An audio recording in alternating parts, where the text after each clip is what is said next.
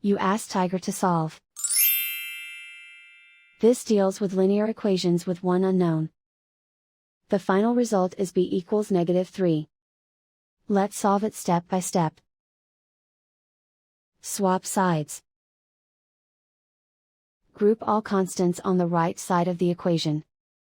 Add 15 to both sides.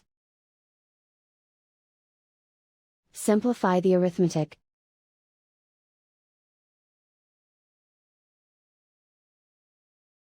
Isolate the b. Divide both sides by 6. Simplify the fraction. Find the greatest common factor of the numerator and denominator. Factor out and cancel the greatest common factor. And so the final result is b equals -3.